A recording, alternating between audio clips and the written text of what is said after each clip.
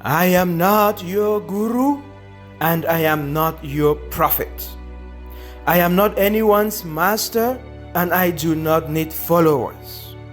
I am not seeking to convert anyone into any school of thought, and in fact, I do not even need to be right. I am the voice of reason that is calling forth from the wilderness of your soul. I am that voice that is inviting you to wake up from the dogmas, stereotypes, paradigms, myths, false narratives, and adulterated doctrines that have cast this generation under the spell of identity assassination, cultural genocide, mental inertia, spiritual dwarfism, conformity, inferiority, fear, and mediocrity. If you let my words stir up in you the spirit of self-awareness, which is the divine image that is in you, if you let my words challenge you into taking charge of your own mind so that you can be the captain of your soul and the architect of your own destiny, then yes, your desert will blossom like a garden and your night will break forth like a glorious dawn. This is why I am here, and this is why I say thank you for listening to today's message.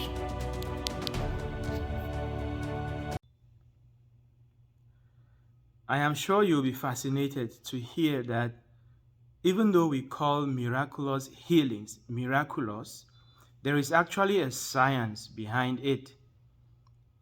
Yes, we call them miraculous because most of the time we do not understand the mechanism by which they happen. And what gives the magic or the surprise factor or the amazement to these healings is the fact that modern medicine considers them incurable. And so modern scientists, to be precise, Western scientists, have not yet come up with explanations for how these things happen. But I want to remind you that what we call modern science is a baby when you put it in the context of the evolution of human civilization. If humans have been around for millions of years, and modern science as it calls itself has been around for just a few hundred years, it will be very, very, very arrogant for scientists to think that they are the custodians of the knowledge, the wisdom, and the secrets that govern our universe. Science is only a language that tries to understand the universe, that tries to unveil the secrets of the universe in a systematic way, so that this systematic knowledge can be applied intentionally to create outcomes that benefit as many people as possible. So whenever you think about science, think about method, don't think about dogma. So today, let us talk about miraculous healings. Most of us, we are aware of people who have had spontaneous remissions from conditions that are considered incurable, like cancer. We've heard of people who were preparing to go for a surgery, and then by the time they were going to book for that surgery, the condition was no longer there. So yes, healings do occur. And being the curious person that I am, I'm always intrigued by how these healings occur. So today, I'm sharing with you my reflections on the science behind so-called miraculous healings. Remember, it's just a reflection, it's not a prescription.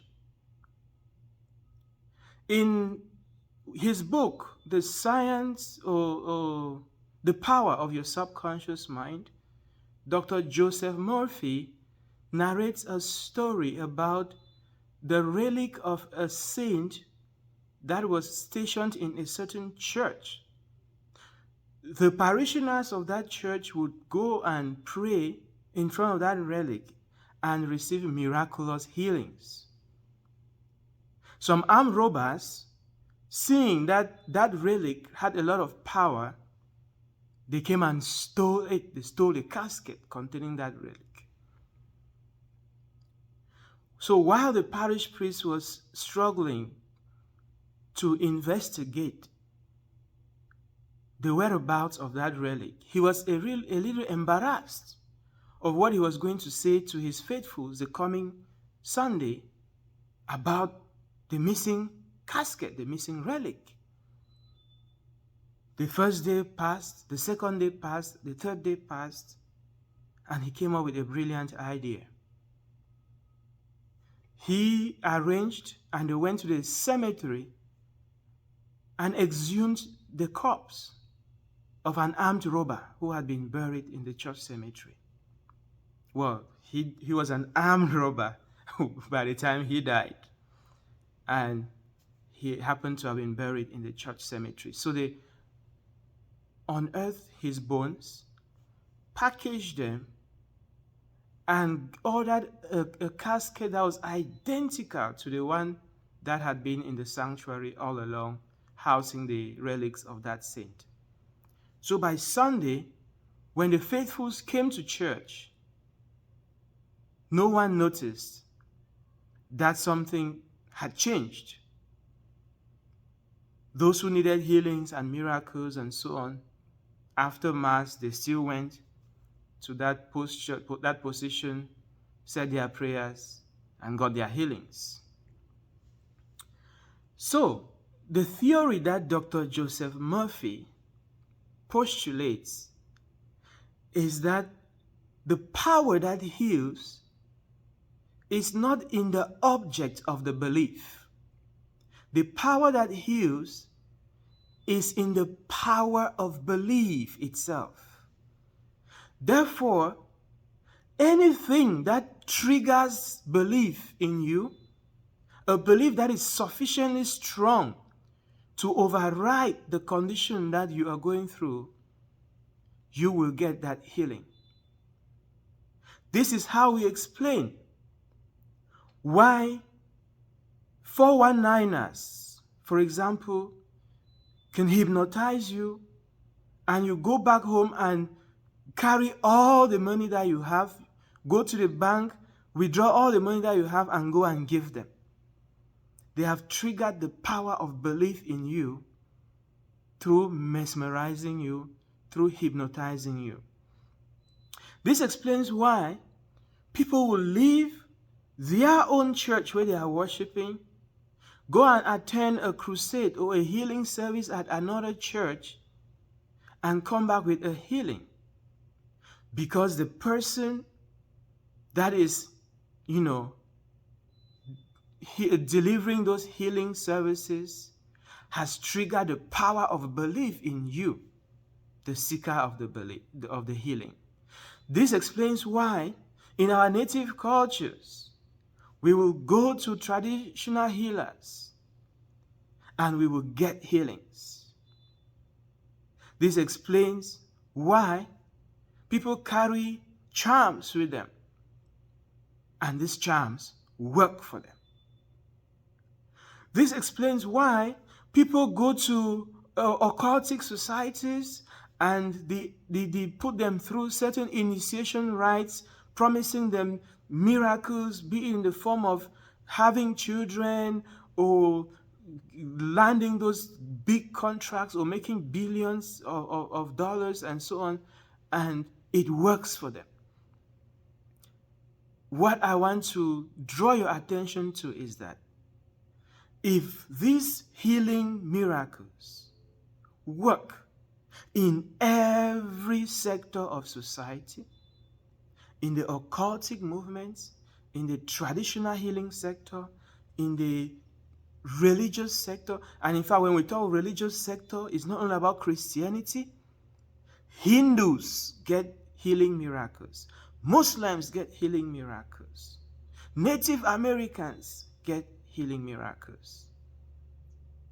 So, if you want to cling to the idea that there's a particular man somewhere, a particular woman somewhere who is empowered to heal, empowered by God to heal, that just may be a very myopic view of the whole picture.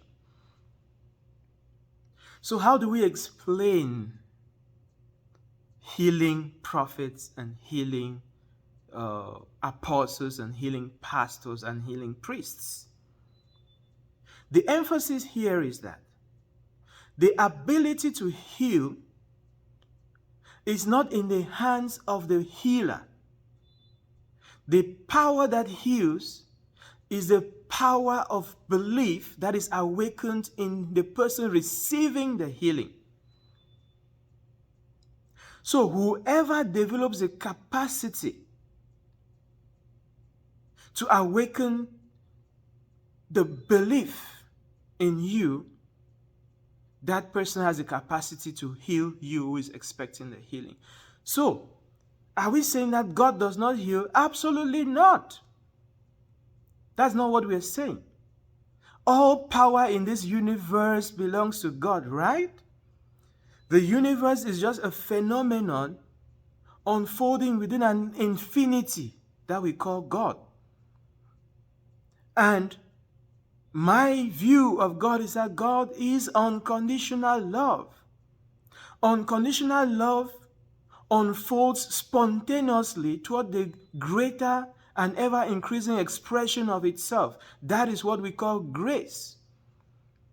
Therefore, the only power that a human being can really have is to align with grace so that grace manifests through him or her. So yes, there are pastors, there are priests, there are prophets, there are apostles, whatever they call themselves, who have sufficiently prepared themselves to channel the healing grace. But ask yourself, why is it that this same person will pray for a crowd of 1,000 and only 2 or 3 people will get healed? Meanwhile, there are more than 150 sick people among that crowd. Because it is not the pastor that is healing. It is not the healer that is healing. It is the receiver that is healing himself because he has connected with that healing grace. Through what? The power of belief. So, in scientific terms, healing takes place when there is 1, a person who is expecting healing. 2, a faith trigger, be it a person, an item, an experience that triggers the faith in that person expecting healing. And 3, the faith of the receiver of the healing. Whenever these 3 factors converge, there is a healing miracle. So let us explain why sometimes you pray so hard and you don't get a healing. Or sometimes a man of God that you believe so powerfully in prays for you and you don't get a healing. Or why sometimes you go to your traditional healer and you offer those sacrifices and you don't get a healing. As I'm talking to you right now, if there was loud music playing in your room or in your car, and the sound from that speaker was greater than the sound of my voice, that sound would drown my voice. Let me give you another example.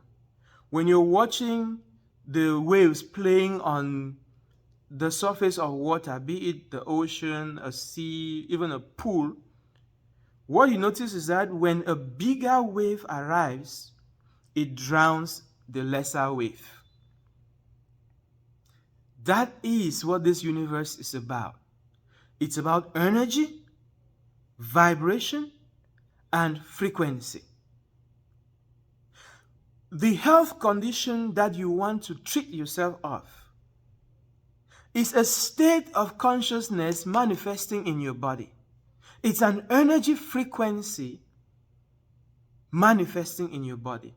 When you feel happy, you feel your body elated, right? When you feel sad, you feel your body squeezing, right?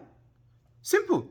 Every energy frequency that you generate in your body manifests in your body as a state of well-being or a state of dis-ease. Dis-ease simply means not at ease.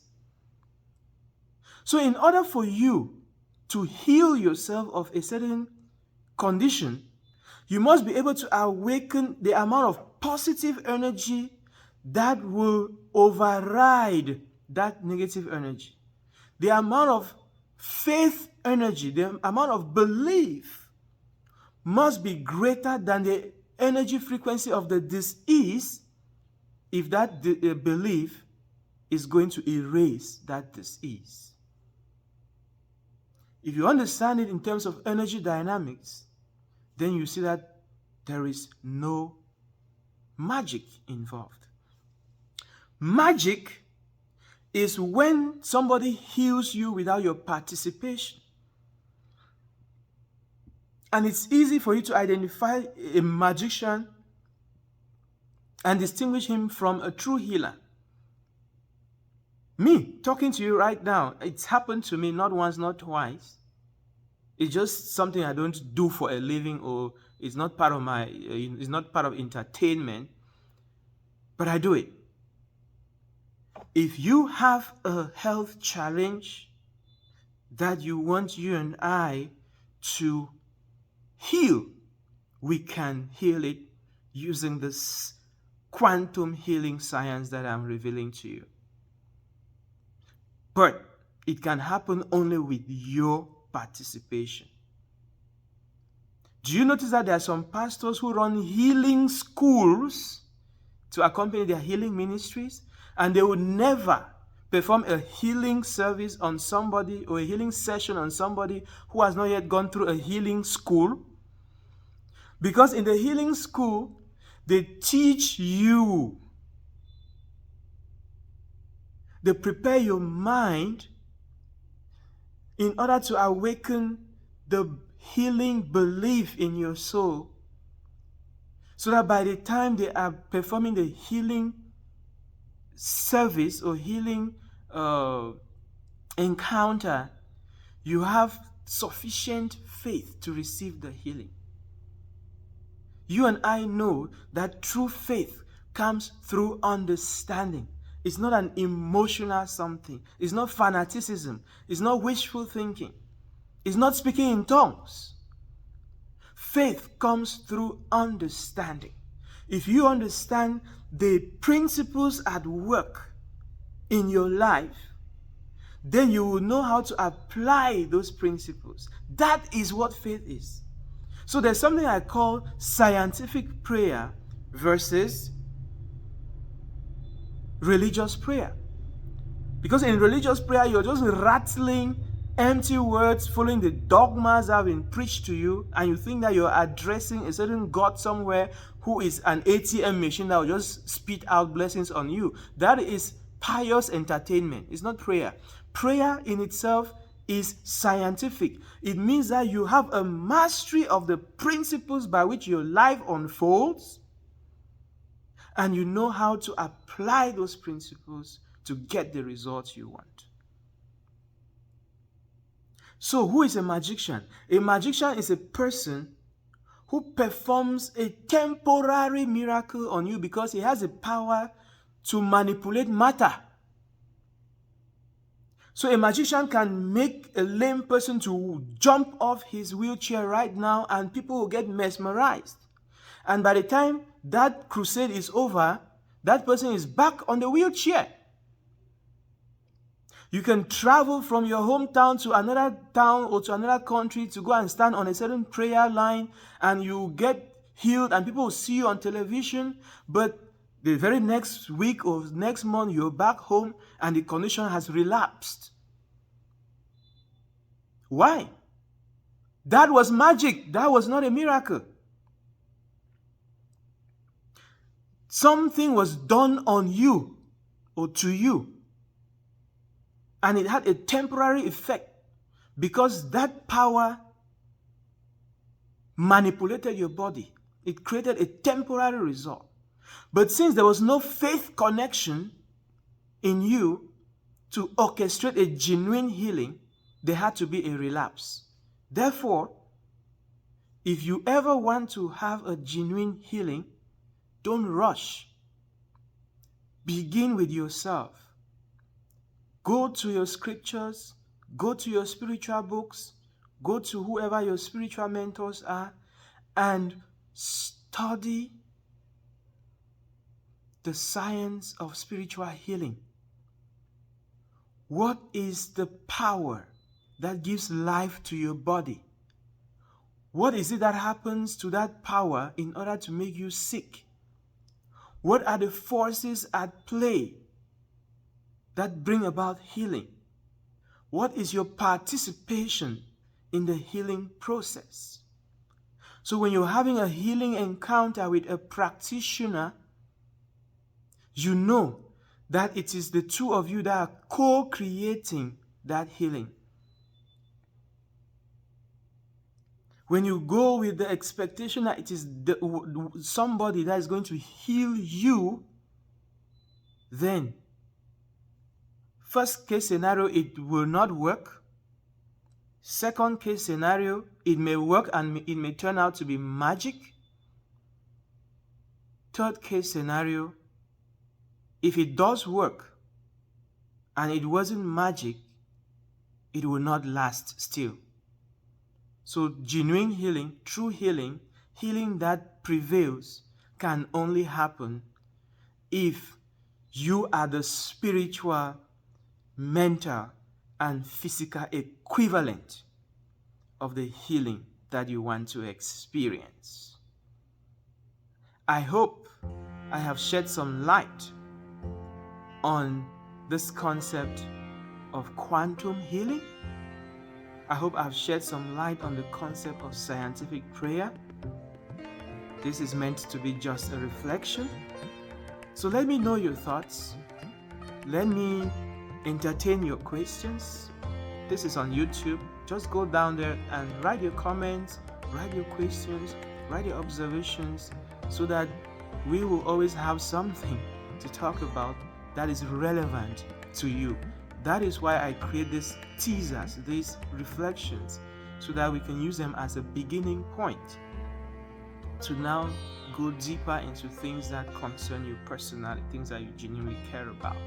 Thank you very much, and see you some other time.